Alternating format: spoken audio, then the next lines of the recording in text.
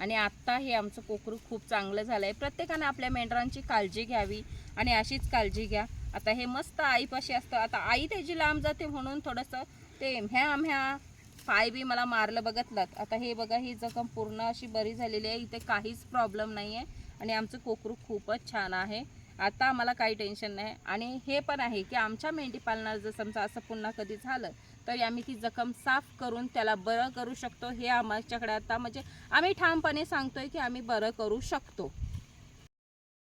आता बघा की आपण जेव्हा मेंढी पालन करतो त्यावेळेला कसं होतंय, आपण मस्त मेंढी पालन करतोय, रानात वगैरे सोडतो, त्यावेळेला आपल्याला असं वाटतं आपली मेंढरं चांगल्या प्रकारे चरतायत आणि चरल्याच्या नंतर ती घरी वगैरे येऊन आरामात राहतायत. पण तसं नसतं. आपण जेव्हा पण मेंढी पालन करतो त्यावेळेला आपल्याला माहिती पाहिजे की ती मेंढरं आहेत कुठून पण कशी पण चरत असतात. मग त्यावेळेला दगडातनं वगैरे किंवा काट्याकुट्यातनं जेव्हा ती जातात त्यावेळेला त्याने जखम वगैरे होते. मग ह्या जखमेकडे आपण जर दुर्लक्ष केलेलं तर मात्र आपल्याला कुठेतरी दगाफटका हा होतोच, हा चुकत नाही.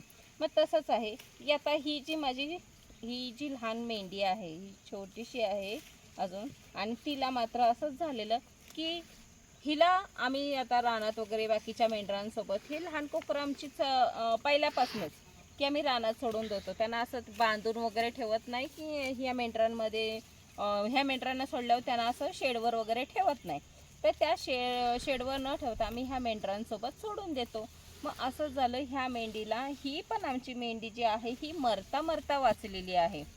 आता तुम्ही म्हणाले असं काय झालेलं, तर आम्हाला अशी गॅरंटीच नव्हती की ही मरेल म्हणजे जगेल वगैरे. मग त्यावेळेला ही जी कोकरू आहे ना, आता आम्हाला खूप बरं वाटतं कारण की हे जगलंय वगैरे ना, त्यामुळे बघा कसं पोरासारखं बसलेलं आहे. पण त्यावेळेला जेव्हा हिला जखम झालेली त्यावेळेला खूप वाईट वाटत होतं.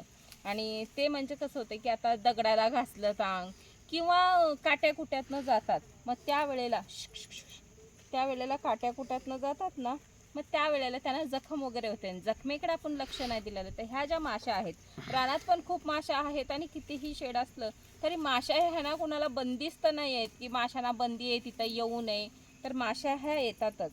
त्यामुळे काय होतंय की माशा जेव्हा येतात त्यावेळेला त्यांच्या ज्या माशा आपल्या अंगावर किंवा ह्या जखमेवर वगैरे, आता इथे बघा, हे शेपटाच्या खाली कोण बघत नसेल.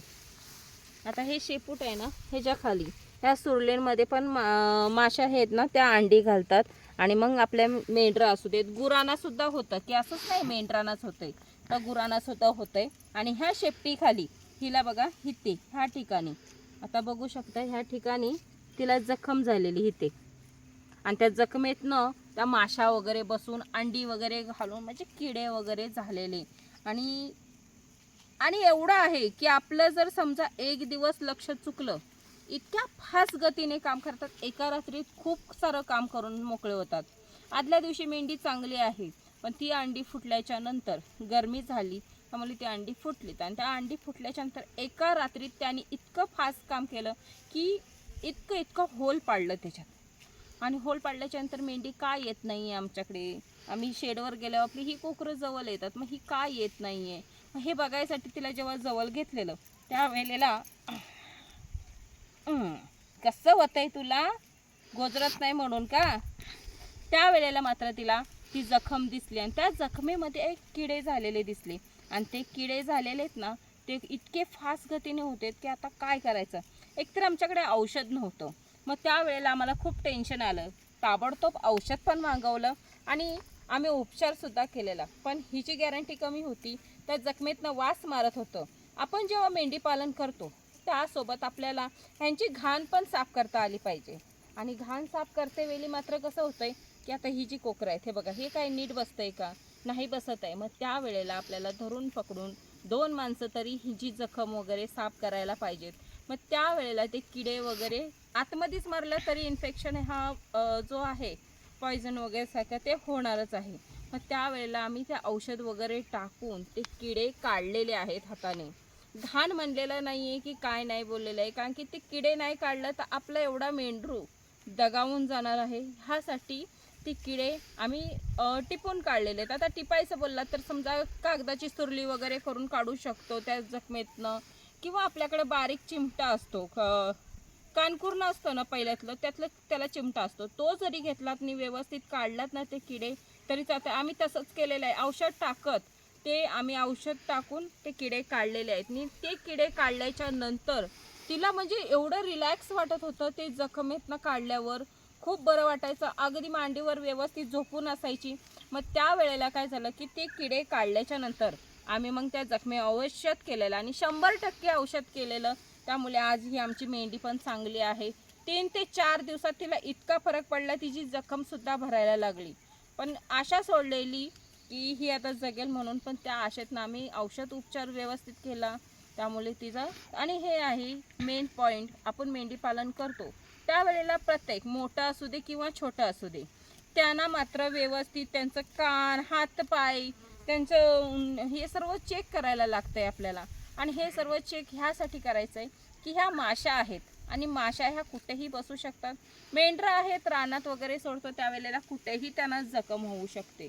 ह्यासाठी आपल्याला मेंढरांना चारा वगैरे घातल्याच्या नंतर आपल्याला त्यांना चेक करणं सगळ्यात महत्त्वाची गोष्ट आहे.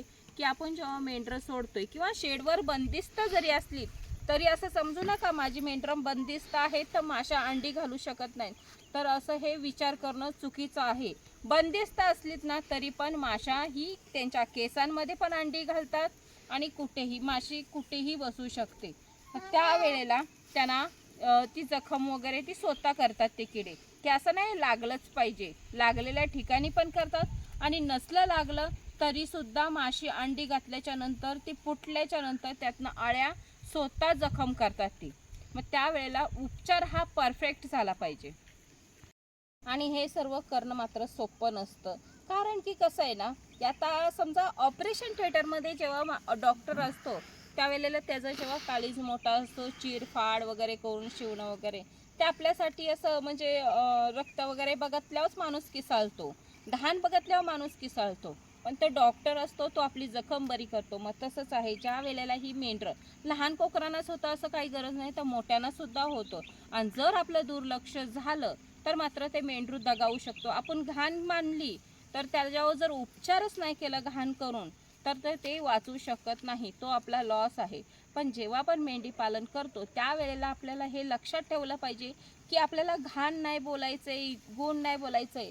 लेंडी जशा साफ करतो त्याच्यापेक्षा ही जी जखम होते ती साफ करणं सोपं नसतं. त्यावेळेला आपल्याला तेवढं काळीज पण ठेवलं पाहिजे की माझ्या मेंढरानं जर असं काय झालं तर एखादं ऑपरेशन केलेल्यासारखं मला ते करायचं आहे, कारण की त्या जखमेतनं आपल्याला किडे काढायचेत.